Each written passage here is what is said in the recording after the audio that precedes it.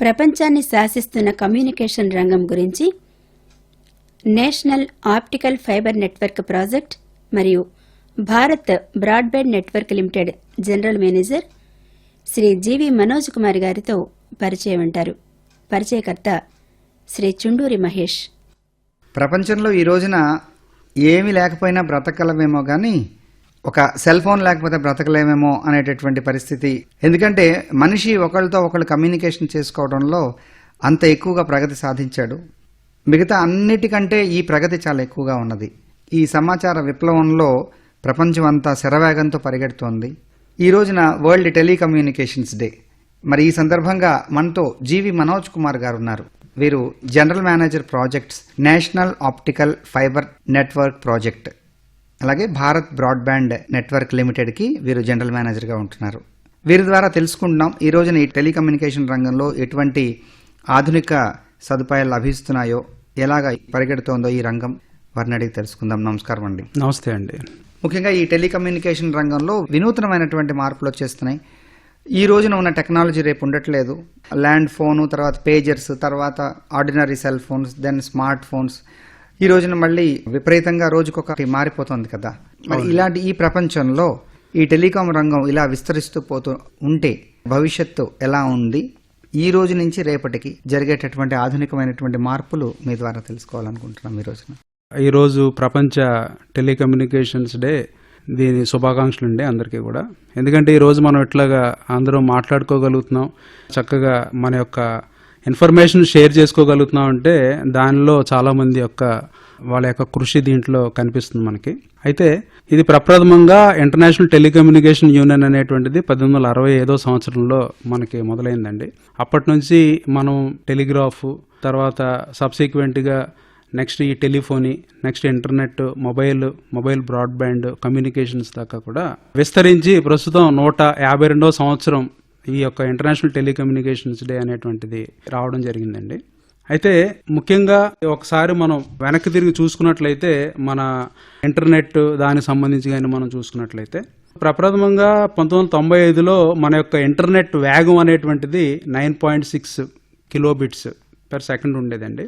దాన్ని 98లో 56.8 కిలోబిట్స్ వేగానికి దాన్ని చేయడం జరిగింది. తర్వాత 2004లో 256 kbps స్పీడ్కి దాన్ని మనం తీసుకెళ్ళడం జరిగింది. తర్వాత ట్రాయ్ గైడ్లైన్స్ ప్రకారంగా ఈ బ్రాడ్బ్యాండ్ అనేటువంటి స్పీడ్ 2016లో అక్టోబర్ నుంచి 512 kbps మినిమం ఉండాలనేటువంటిది యాక్చువల్గా దాన్ని చేయడం జరిగింది. ఈ క్రమంలో చూసుకున్నట్లయితే ప్రపంచవ్యాప్తంగా ఏ విధంగా ఈ ఇంటర్నెట్ అనేటువంటిది యూసేజ్ అనేది ఒకసారి మనం కానీ చూసుకున్నట్లయితే ఈ ప్రపంచ జనాభా ఈ రోజున చూసుకుంటే 750 కోట్లండి. ఈ 750 కోట్లలో 373 కోట్ల మంది ఇంటర్నెట్ను వాడుతున్నట్టుగా అధికార గణాంకాలు సర్వే ప్రకారంగా చెప్తున్నారు దాన్ని. అంటే సుమారుగా 49.6% పాపులేషన్ ఈ యొక్క ఇంటర్నెట్ని వాడకం అనేటువంటిది జరుగుతుంది. అయితే ఇండియాలో కనుక తీసుకున్నట్లయితే మన భారతదేశ జనాభా సుమారుగా 128 కోట్లు. ఇందులో సుమారుగా ఒక 26 కోట్ల మంది ఈ యొక్క మన ఇంటర్నెట్ వాడుతున్నట్టుగా మన ట్రాయ్ రిలీజ్ చేసినటువంటి గణాంకాల ప్రకారంగా ఫిబ్రవరి 2017 నాటికి 26 కోట్ల మంది ఈ యొక్క ఇంటర్నెట్ని వాడుతున్నారు భారతదేశంలో.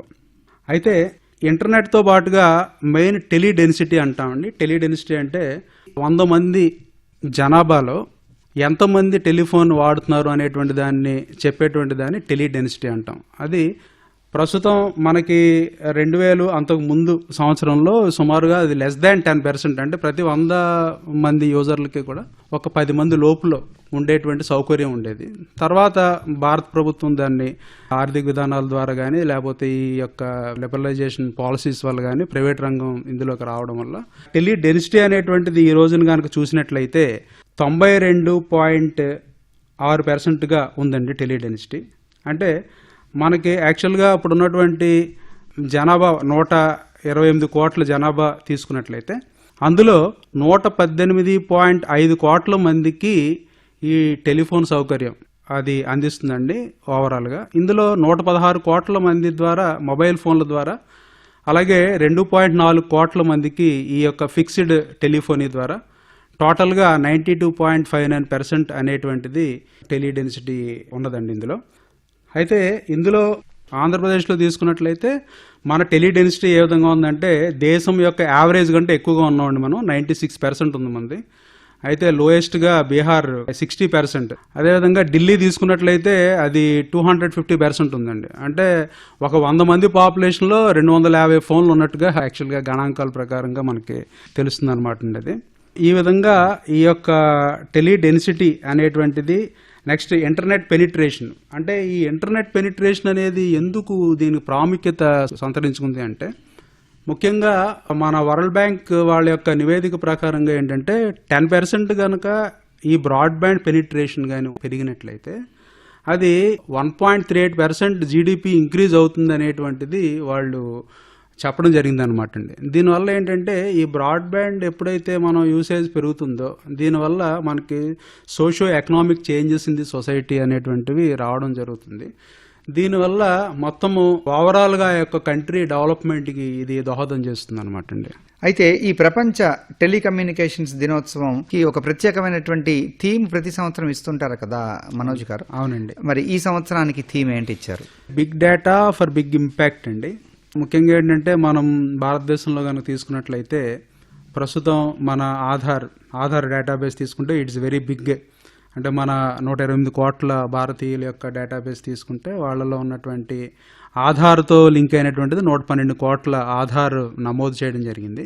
ఇట్లాగా ఇంత పెద్ద డేటాని మన భారతదేశం మొత్తం అందరం కూడా ఉపయోగించుకోవడానికి, అంటే డిఫరెంట్ వాళ్ళ యొక్క సంస్థలు వాటిని ఉపయోగించుకోవడానికి కానీ, లేకపోతే ఈ యొక్క ఆధార్ మ్యాండేట్ పాస్పోర్ట్కి కానీ ఆధార్ కావాలి, లేకపోతే ఈ ఎలక్టోరల్ కార్డ్స్కి ఆధార్ కావాలి, ఇంక ఈ విధంగా ప్రతి దానికి కూడా ఆధార్ అనేటువంటిది అవసరం పడుతుంది. ఈవెన్ క్రైమ్ ఇన్వెస్టిగేషన్ రిపోర్ట్స్ వాటిల్లో కూడా ఆధార్ దాన్ని అనుసంధానం చేయాలని అడుగుతున్నారు. ఇట్లా దీని ప్రకారంగా ఏంటంటే రేపొద్దున్న కంపల్సరీ మనకు ఒక ఐడి కార్డ్ లాగా ఒక ఆధార్ లేకపోతే లేని రోజులు కూడా వచ్చేటువంటిది ఉంటుంది.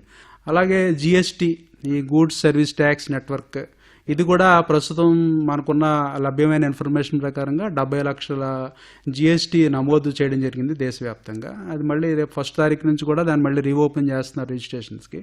సో ఇంత పెద్ద భారతదేశంలో ఈ నెట్వర్క్ తర్వాత ఈ డేటా కనుక మన దగ్గర ఉన్నట్లయితే ఎంతమంది ఉన్నారు అంటే హై స్కేల్ వాళ్ళు ఎంతమంది ఉన్నారు, పెద్ద పెద్ద వ్యాపారవేత్తలు ఎంతమంది, మీడియం వాళ్ళు ఎంతమంది ఉన్నారు, వాళ్ళ ఎక్స్పెండిచర్ ఎట్లా జరుగుతుంది, వాళ్ళు ఏ విధంగా దాన్ని ఉపయోగిస్తున్నారు, ఎంతెంత ట్యాక్సులు కడుతున్నారు, ఈ ఏ విధంగా ప్రజలకి అందుతుంది, ఇట్లాగా వాటిలన్నింటినీ కూడా మనం దాన్ని రిట్రీవ్ చేయడానికి వేరియస్ రిపోర్ట్స్ అనమాట. అంటే డేటా ఉండడం ఉంటుంది, ఆ డేటాలో అవసరమైన డేటాను ఉపయోగించుకుంటూ దాన్ని మనం ఏ విధంగా దాన్ని ఎగ్జిబిట్ చేయాలని కానీ దాన్ని ప్రజలకు అందించడానికి కానీ దానికి ఉపయోగపడుతుందండి. అట్లాగే నేషనల్ నాలెడ్జ్ నెట్వర్క్ అని కూడా చెప్పడం జరిగింది. నేషనల్ నాలెడ్జ్ నెట్వర్క్లో భాగంగా కూడా ఏంటంటే ఈ వేరియస్ కాలేజెస్ డేటాబేసు ఇప్పటిదాకా 1620 దాకా ఇన్స్టిట్యూషన్స్ యొక్క డేటాబేస్ ఉంటుంది. అందులో అక్కడ సదుపాయాలు ఏముంటాయి, వాళ్ళు చేసేటువంటి ప్రణాళికలు ఏమిటి, ఆ తర్వాత టెలి ఎడ్యుకేషన్, తర్వాత టెలిమెడిసిన్ అనే కాన్సెప్ట్ కూడా ఉందండి. టెలిమెడిసిన్ ఏంటంటే ఇందులో ఇప్పుడు మనకి ఈవెన్ మనం విశాఖపట్నం జిల్లా పరవాడలో కూడా ఈ టెలిమెడిసిన్ టెస్ట్ చేయడం కూడా జరిగింది. అంటే రిమోట్ ప్లేస్లో ఉన్నటువంటి వాళ్ళకి ఈ యొక్క అక్కడ కెమెరా అది ఉంటుంది. ఇక్కడ మన మెయిన్ హాస్పిటల్లో కూడా ఒక టీవీ లాంటి స్క్రీన్ ఉంటుంది, వీడియో కాన్ఫరెన్స్ లాగా ఉంటుంది. అంటే రిమోట్లో ఒక రోగి ఎవరైనా ఉన్నప్పుడు అతనికి సౌకర్యం అందించడంలో ఇమ్మీడియట్గా అతను డాక్టర్ని చేరలేడు. ఈ క్రమంలో ఏంటంటే ముందుగా డాక్టర్ ప్రిలిమినరీగా ఏదన్నా చూసి చేయడము, ఇట్లా ఈ టెలిమెడిసిన్ అని.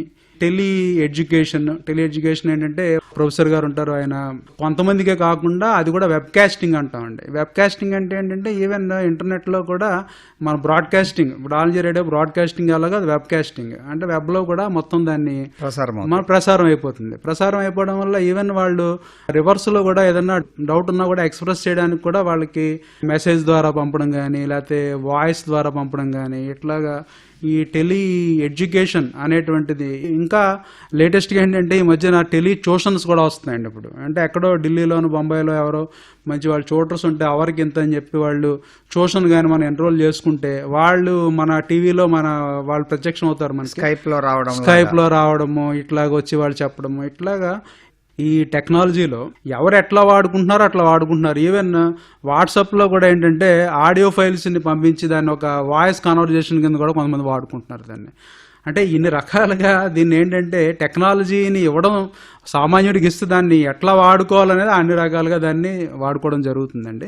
ఇంతేకాకుండా ఇదేంటంటే టెలికమ్యూనికేషన్లో మనకి ఇన్ఫ్రాస్ట్రక్చర్, ఈ ఇన్ఫ్రాస్ట్రక్చర్ డెవలప్మెంట్లో కూడా మనకి కీలకమైనటువంటి వర్తిస్తుందండి ఇందులో ఈ టెలికమ్యూనికేషన్స్. అంటే ఏంటంటే ఈ రోడ్ ట్రాఫిక్, రైలు, ఎయిర్, వాటర్, ఈ టెలికాం డివైసెస్ యూజ్ చేసి డే టు డే ఎట్లా దాని యొక్క డెవలప్మెంట్స్. అట్లాగే అగ్రికల్చర్లో ఏంటంటే వెదర్ బ్రాడ్కాస్టింగ్, ఈ వెదర్ ఏదైతే ఉందో ఇవన్నీ వాళ్ళకి తెలియడము. అంతేకాక కమోడిటీ రేట్స్, తర్వాత మార్కెట్ రేట్స్, ఈ తర్వాత export information, interactions with others, ఇవన్నీ కూడా చేయడం వల్ల ఈ యొక్క అగ్రికల్చర్ కూడా బాగా డెవలప్ అవుతుంది. అదేవిధంగా ఎడ్యుకేషన్లో, నెక్స్ట్ హెల్త్లో కూడా ఏంటంటే పర్సనల్ హెల్త్ రికార్డ్స్ని మెయింటైన్ చేయడం, సెంట్రలైజ్డ్ డేటాబేస్ పెట్టడం ఫ్యూచర్లో. అంటే ఫ్యూచర్లో ఎట్లా ఉంటుందంటే ఇంకా మనం వెళ్ళి ఒక రిపోర్ట్ ఇంకా తీసుకునే పని ఉండదు ఫిజికల్గా. ఎక్కడో మనం వెళ్ళి మనం చెక్ చేయించుకోగానే మన డేటా బేస్ మేబీ అప్డేట్ అయిపోతుంది. అక్కడ ఆటోమేటిక్గా మనకి డాక్టర్ గారి దగ్గరికి ఆయనకి ఒక మెయిల్ రూపంలోనో లేకపోతే ఆయన దాంట్లో పడిపోతుంది. సో పలానా పేషెంట్ ఏంటి అనేటువంటిది ఇన్ఫర్మేషన్ కూడా ఆయనకి వెంటనే చూసుకోవడం జరుగుతుంది. ఇట్లా కూడా హెల్త్లో, నెక్స్ట్ గవర్నమెంట్ పర్స్పెక్టివ్లో కూడా చూసుకున్నట్లయితే ఈ paperless office, e governance, delivery of services, common service centres. So ఇట్లా ప్రతి రంగంలో ఏదన్నా అభివృద్ధి చెందింది అంటే ప్రతి దాంట్లోనూ కూడా ఈ కమ్యూనికేషన్ రంగం అనేటువంటిది కీలకంగా ఉంటుందని భావిస్తున్నామండి. మరి ఈ నేపథ్యంలో మన ప్రభుత్వం కృషి చేస్తున్నటువంటి డిజిటల్ ఇండియా గురించి చెప్తారా? బేసికల్గా డిజిటల్ ఇండియాలో మనకి ఫస్ట్ మన honourable prime minister of India నినాదం ఏంటంటే IT plus IT is equal to IT అండి. అంటే Indian talent plus information technology is the Indian tomorrow. So ఆ దిశగా భారత ప్రభుత్వం ఏంటంటే డిజిటల్ ఇన్ఫ్రాస్ట్రక్చర్ని, అంటే మౌలిక సదుపాయాలను అందించడం అనేటువంటిది ఒక దశ. అదేవిధంగా ఈ సర్వీస్ డెలివరీని ఏ విధంగా మనం దాన్ని అందించాలనేటువంటిది రెండో దశ. ఇంకా మూడవది ఏంటంటే సిటిజన్ ఎంపవర్మెంట్ అంటాం మనం దీన్ని. దీనిలో భాగంగా మెయిన్ ఈ 9 పిల్లర్స్ ఆఫ్ డిజిటల్ ఇండియా అంటామండి. ఈ 9 పిల్లర్స్లో మొట్టమొదటి ఇది ఏంటంటే బ్రాడ్బ్యాండ్ కనెక్టివిటీ. ఈ బ్రాడ్బ్యాండ్ కనెక్టివిటీ దృష్టిలో పెట్టుకుని మెయిన్ మనకి ఈ బ్రాడ్బ్యాండ్ అనేటువంటిది మండల స్థాయి దాకా కూడా డిఫరెంట్ వివిధ ఆపరేటర్లు, ప్రభుత్వ రంగ సంస్థ బిఎస్ఎన్ఎల్, మిగిలిన ఆపరేటర్లు అందరూ కలిపి మండల స్థాయి దాకా, కొన్ని గ్రామాల స్థాయి దాకా వచ్చింది. బట్ మొత్తం అన్ని గ్రామ పంచాయతీలకి వ్యాప్తి చెందాలన్న ఉద్దేశంతో నేషనల్ ఫైబర్ ఆప్టికల్ నెట్వర్క్ అనేటువంటిది, అంటే దేశంలో 2,50,000 పంచాయతీలు ఉన్నాయండి దేశవ్యాప్తంగా. మన కంబైన్డ్ ఆంధ్ర తెలంగాణ రెండు తీసుకున్నట్లయితే సుమారుగా 24,000 పంచాయతీలు ఉన్నాయి. అంటే దేశవ్యాప్తంగా ఉన్నటువంటి పంచాయతీల్లో 10% మన ఆంధ్ర తెలంగాణ రాష్ట్రాల్లోనే ఇది ఉన్నదండి. సో దీన్ని మనం ప్రతి పంచాయతీకి కూడా ఆప్టికల్ ఫైబర్ నెట్వర్క్తో అనుసంధానం చేసి హై స్పీడ్ ఇంటర్నెట్, అంటే ఒక పంచాయతీకి కూడా ఒక 100 MBPS ఇంటర్నెట్ స్పీడ్తో ఆ యొక్క గ్రామ పంచాయతీ కార్యాలయం దాకా మనం ఇవ్వడం అనేటువంటిది ఈ ప్రాజెక్ట్ యొక్క లక్ష్యం అండి. ఫ్యూచర్లో ఏంటంటే ఈ ఇంటర్నెట్ తర్వాత వైఫై హాట్స్పాట్స్ పెట్టి ఆ గ్రామాలలోనే మనకు వైఫై కూడా వచ్చేటువంటి వెసులుబాటు కూడా ఉంది. అంటే కమింగ్ ఫ్యూచర్లో నెక్స్ట్ ఫేజ్లో వస్తుంది అనమాట అండి అది.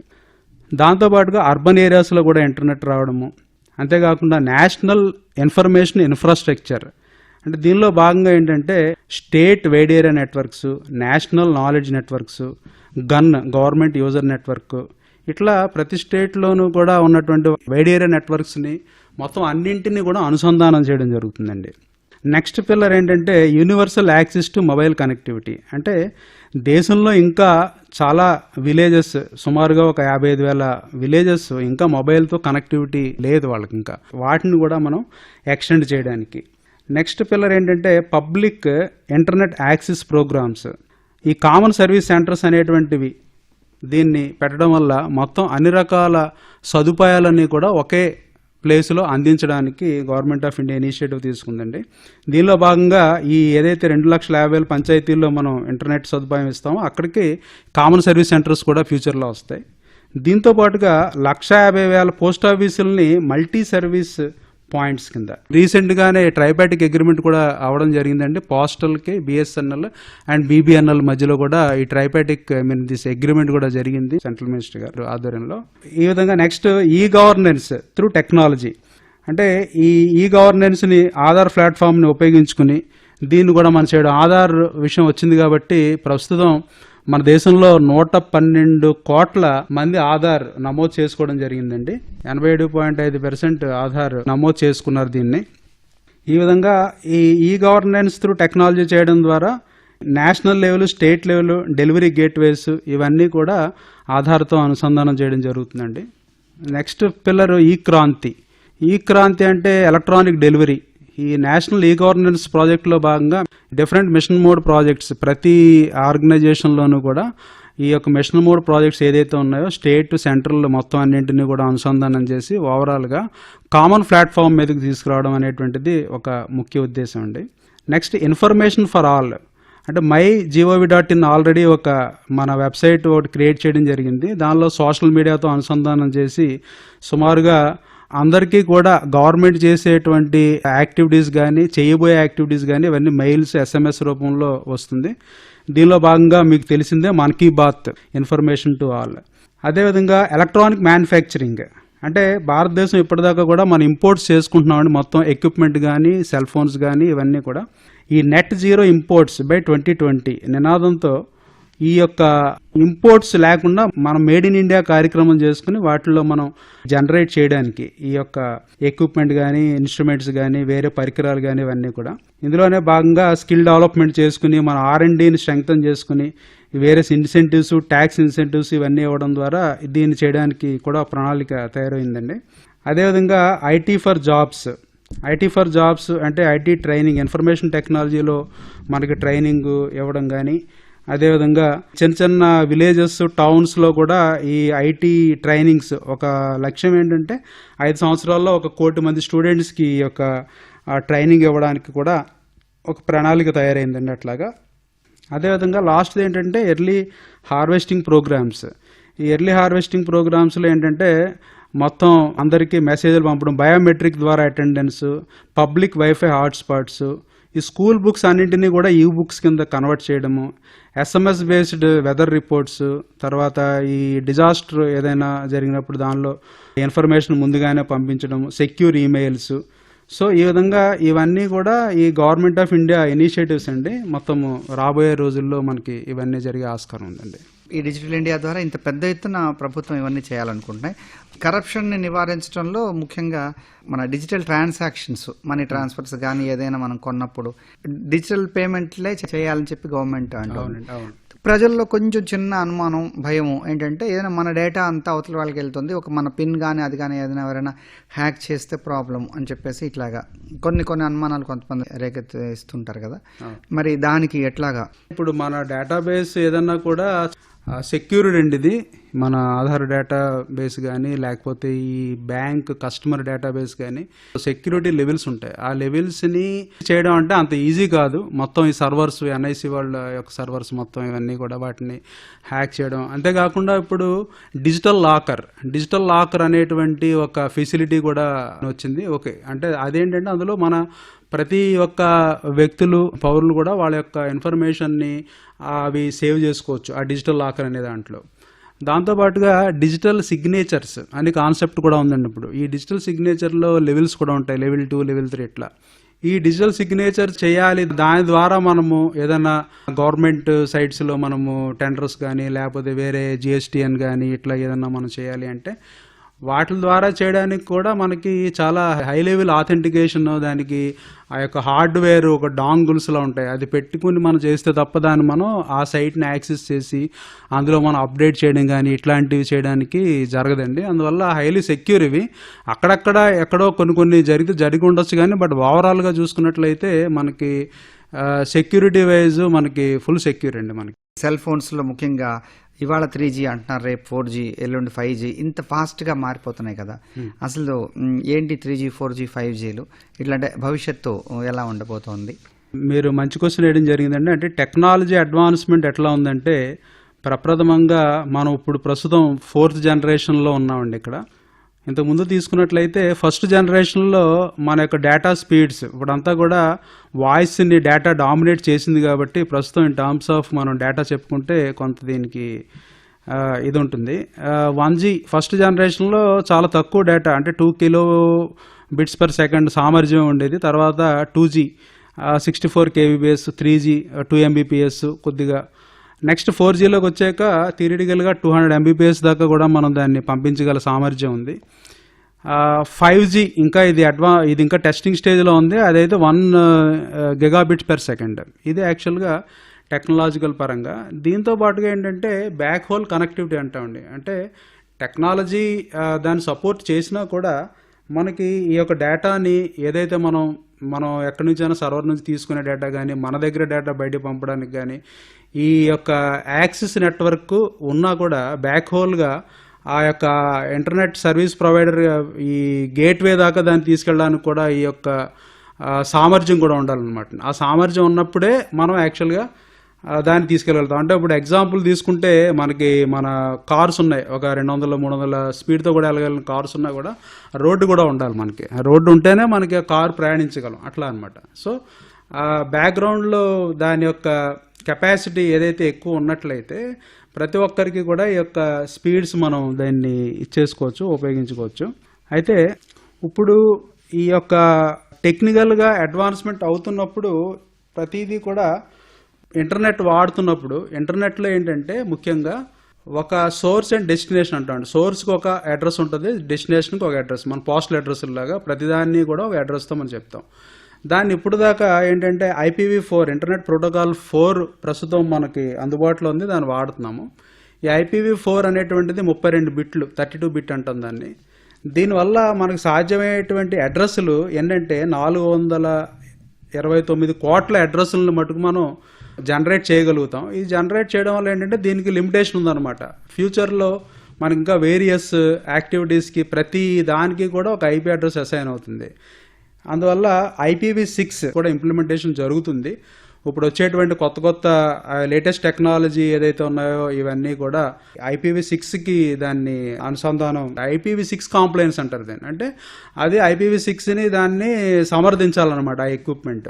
దానిలో ఏంటంటే IPv6లో చూసుకున్నట్లయితే 340 ట్రిలియన్ అంటే 3 సార్లు ట్రిలియన్ అంటే 3.4 × 10⁻38 అన్ని అడ్రస్సులు లభ్యం అవుతాయి అన్నమాట అండి. ఎన్ని అడ్రస్సులు లభ్యం అవడం వల్ల దీనివల్ల ఏంటంటే మనకు ముఖ్యంగా ప్రతి డివైస్కి కూడా ఒక అడ్రస్ అసైన్ చేయడానికి సాధ్యపడుతుంది అనమాట అండి. అంటే దీన్ని ఏమన్నామంటే ఈ ఎవల్యూషన్ ఎట్లా వచ్చిందంటే machine to machine communication, M2M అంటుంది దాన్ని. తర్వాత IoT ఇంటర్నెట్ ఆఫ్ థింగ్స్. తర్వాత ఇప్పుడేమొచ్చిందంటే లేటెస్ట్గా ఇంటర్నెట్ ఆఫ్ ఎవ్రీథింగ్. నెక్స్ట్ ఏంటంటే వెబ్ ఫర్ ఎవ్రీథింగ్. ఇట్లాగా ఈ లేటెస్ట్ టెక్నాలజీస్లో మనం దీన్ని వాడుకోవడం వల్ల దానికి ఇన్ఫ్రాస్ట్రక్చర్ని అంటే దానికి కావాల్సిన ప్రీ రిక్విజిట్స్ అంటాం అనమాట. ఇవన్నీ కూడా ప్రీ రిక్విజిట్స్. ఈ ప్రీ రిక్విజిట్స్ ఉండడం వల్ల మనకి ఫ్యూచర్లో రాబోయేది ఏంటంటే ఇంకా హోమ్ ఆటోమేషన్, స్మార్ట్ హోమ్స్. ఈ స్మార్ట్ హోమ్స్ అంటే ఎట్లాగా ఫ్యూచర్లో ఇంకేంటంటే మనం ఇంటికి వెళ్ళేసరికి ఒక అరగంట ముందు AC ఆన్ అయి ఉండాలి. అంటే మన ఇంటికి వెళ్ళి ఆన్ చేసుకోవడం కాకుండా మనం వెళ్తుండగానే IP బేస్డ్ అన్నింటికి ఉంటాయి కాబట్టి ఈవెన్ మనం ఒక చిన్న స్మార్ట్ ఫోన్ ద్వారా దాన్ని ఇంట్లో ఉన్న ఆపరేటర్స్ని అన్ని కంట్రోల్ చేయొచ్చు. మనం అక్కడ ఇంట్లో లైటింగ్ కానీ, AC ఆన్ చేయడం కానీ, వెంటిలేషన్ కానీ, ఎయిర్ సర్క్యులేషన్ కానీ, సెక్యూరిటీ ఆస్పెక్ట్స్ కానీ, ఇట్లా వాషర్స్, డ్రయర్స్, ఓవెన్స్, రిఫ్రిజిరేటర్స్, తర్వాత వైఫై ఇవన్నింటినీ కూడా మనం కంట్రోల్ చేయొచ్చండి. అదేవిధంగా ఏరియా మానిటరింగ్లో కూడా మనకి ఏంటంటే జియో ఫెన్సింగ్ అంటాం దీన్ని.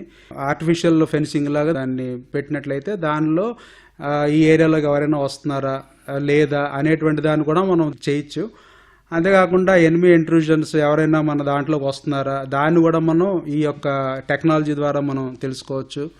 అదేవిధంగా హెల్త్ కేర్లో కూడా దీన్ని మనం ఫ్యూచర్లో ఈ డయాగ్నోస్టిక్ చేయడం కానీ, అంతేకాకుండా ఈ ఇన్ఫర్మేషన్ హెల్త్ ఫిట్నెస్ ఇన్ఫర్మేషను, తర్వాత బాడీ యొక్క ఏమైనా ప్రాబ్లమ్స్ ఏమైనా ఉన్నాయా ఇవన్నింటినీ కూడా మనం ఈ సెన్సార్స్ రూపంలో దీన్ని మనం ఇన్ఫర్మేషన్ తీసుకుని IoT ద్వారా ఇంటర్నెట్ ఆఫ్ థింగ్స్ ద్వారా మనం ఫ్యూచర్లో దీన్ని ఇచ్చేయడం జరుగుతుందండి.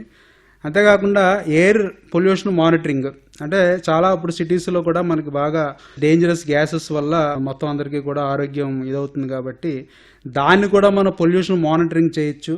అదేవిధంగా ఫారెస్ట్లో ఏమైనా ఫైర్స్ కానీ ఏమైనా ఉన్నా కూడా ఫైర్ని మనం రికగ్నైజ్ చేయడానికి. అంతేకాకుండా ఇంటెలిజెంట్ ట్రాన్స్పోర్ట్ సిస్టమ్ ఈ ట్రాన్స్పోర్టేషన్ కూడా మనం జాగ్రత్తగా మనం ఏ రూట్లో మనం దాన్ని పంపించాలి, ఏ రూట్లో అయితే మనం సేఫర్గా ఈజీగా మనం వెళ్ళొచ్చు, ఇట్లాంటివన్నీ కూడా మనకి పాజిబిలిటీ ఉంటుందండి ఈ టెక్నాలజీ ద్వారా. అంతేకాకుండా వాటర్ క్వాలిటీ మేనేజ్మెంట్, తర్వాత న్యాచురల్ డిజాస్టర్ ప్రివెన్షన్. ఇప్పుడు డిజాస్టర్ ఏదన్నా అవుతున్నప్పుడు మనం సెన్సార్స్ ద్వారా సిగ్నల్స్ మనకి రావడం జరుగుతుంది.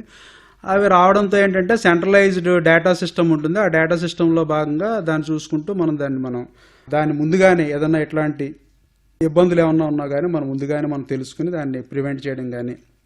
అంతేకాకుండా మెషిన్ హెల్త్, అంటే ఈ ఉన్న మెషిన్స్ యొక్క హెల్త్ ఏ విధంగా ఉంది, సడన్గా అవి మనకి డౌన్ అవ్వకుండా దాని హెల్త్ను కూడా మనం మానిటరింగ్ చేయొచ్చు. అలాగే ఒక స్ట్రక్చర్స్ ఉన్నాయి, ఆ స్ట్రక్చర్స్ యొక్క హెల్త్ ఏ విధంగా, పెద్ద పెద్ద బిల్డింగ్స్ కానీ లేకపోతే పెద్ద పెద్ద మాన్యుమెంట్స్ కానీ వాటి యొక్క హెల్త్ ఎట్లా ఉంది, దాన్ని ఏ విధంగా పర్యావరణం వల్ల ఇదవుతుంది అనేటువంటి దాన్ని కూడా మనం టైం టు టైం తెలుసుకోవడం, దాన్ని కంట్రోల్ చేయడం, దాన్ని ఇన్ఫర్మేషన్ ద్వారా ఫీడ్బ్యాక్ రివర్స్ మెకానిజం అన్నమాట. ఇవన్నీ కూడా సాధ్యం అండి. అసలు స్కై ఇస్ ద లిమిట్ అన్నట్టుగా ఉన్నది ఇక్కడ. అనంతమైనటువంటి ఉపయోగాలు కనబడుతున్నాయి దీంట్లో. అవునండి. సూక్ష్మంగా చెప్పండి, అది ఇంత విస్తృతమైనటువంటి ఈ రంగంలో భవిష్యత్తులో విద్యా ఉపాధి అవకాశాలు ఎలా ఉన్నాయి? ముఖ్యంగా మనం ఇన్నాళ్ళు తయారు చేసుకోలేదు, ఇన్నాళ్ళు బయట నుంచే కొనుక్కుంటున్నాం ఇవన్నీ కూడా. అది ఇప్పుడు ప్రధానమంత్రి మోడీ గారి మేక్ ఇన్ ఇండియా ప్రాజెక్టులో ఇవన్నీ ఇక్కడికి వచ్చే అవకాశం ఉన్నదా? డెఫినెట్లీ అండి. టాలెంట్ అంతా కూడా విదేశాలకు వెళ్ళి ఇప్పుడు మనం వాడుతున్నటువంటి మల్టీనేషనల్స్ కానీ లేకపోతే ఏదన్నా కానీ ఇంచుమించు సిఇఓస్ అవి కూడా చూస్తే మన ఇండియన్ గూగుల్ కానీ లేదా మైక్రోసాఫ్ట్ కానీ, సో మన టాలెంటే బయట ఉండి దాన్ని వాళ్ళు తయారు చేసి దాన్నే మళ్ళీ ఇండియాకి తీసుకొచ్చి మనం దాన్నే మళ్ళీ కొనుక్కుంటున్నాం. డిజిటల్ ఇండియా ఇనిషియేటివ్స్ వల్ల ఈ ఐటీలో ఏదైతే ఉందో ఇన్ఫర్మేషన్ టెక్నాలజీ, ఇప్పుడు నేషనల్ నాలెడ్జ్ నెట్వర్క్ కానీ, తర్వాత ఈ రకంగా టెలి ఎడ్యుకేషన్, ఇవన్నింటినీ ఉపయోగించుకొని మనము ప్రస్తుతం స్కిల్ డెవలప్మెంట్, అది కూడా ప్రైమ్ మినిస్టర్ గారి ఇనిషియేటివ్ స్కిల్ డెవలప్మెంట్ అనేటువంటిది కూడా ఒకటి స్టార్ట్ అయింది. ఎప్పుడైతే స్కిల్ డెవలప్మెంట్ ఈ తర్వాత ఇవన్నీ కూడా మొత్తము ఇంప్రూవ్ అవుతాయో ఆటోమేటిక్గా మనకి ఏంటంటే ఉపాధి కూడా పెరుగుతుంది. ఎప్పుడైతే make in India program start అయ్యి మనకు మనమే సెల్ఫ్ సస్టైన్డ్ ఈ యొక్క ఎప్పుడైతే మనం ప్రొడ్యూస్ చేసుకోవడం జరుగుతుందో, ఈవెన్ ఆంధ్రప్రదేశ్లో నెల్లూరులో కూడా శ్రీ సిటీలో ఆల్రెడీ ఒక ఎలక్ట్రానిక్ మ్యానుఫ్యాక్చరింగ్ కూడా అక్కడ సెల్ ఫోన్స్ మ్యానుఫ్యాక్చరింగ్ స్టార్ట్ అయింది. ఇట్లాగా గవర్నమెంట్ ఆఫ్ ఆంధ్రప్రదేశ్ ఇనిషియేటివ్స్ వల్ల కూడా చాలా ఇండస్ట్రీస్ కానీ మన న్యూ స్టేట్కి ఇవన్నీ రావడం జరుగుతాయండి. దానివల్ల ఇక్కడే ఉపాధి అనేటువంటిది దొరుకుతుంది. ఇంక అక్కడికి వెళ్లకుండా విదేశాలకు కానీ వేరే ప్లేసులకి ఇక్కడే దొరుకుతుంది అనేటువంటిది అనిపిస్తుందండి ఇప్పుడు ఇవన్నీ చూస్తుంటే. కాబట్టి ప్రపంచాన్ని శాసిస్తున్నటువంటి ఈ కమ్యూనికేషన్ రంగాన్ని భారతదేశం శాసించేటటువంటి రోజులు రాబోతున్నాయని మనం ఊహించవచ్చు. డెఫినెట్లీ అండి, డెఫినెట్లీ. చాలా సంతోషం అండి. ఈ రోజున ఈ వరల్డ్ టెలికమ్యూనికేషన్స్ డే సందర్భంగా చాలా విషయాలు, ముఖ్యంగా ఇంటర్నెట్ గురించి, ఇంటర్నెట్ ఆఫ్ థింగ్స్ గురించి, ఇంటర్నెట్ ఆఫ్ ఎవ్రీథింగ్ గురించి చాలా విపులంగా మీరు మాట్లాడారు. ప్రత్యేకమైనటువంటి ధన్యవాదాలు మీకు. నమస్కారం. నమస్కారం అండి. మీరింతవరకు ప్రపంచాన్ని శాసిస్తున్న కమ్యూనికేషన్ రంగం గురించి national optical fibre network project మరియు Bharat broadband network limited general manager Shri G V Manoj Kumar గారితో పరిచయం విన్నారు. పరిచయకర్త శ్రీ చుండూరి మహేష్.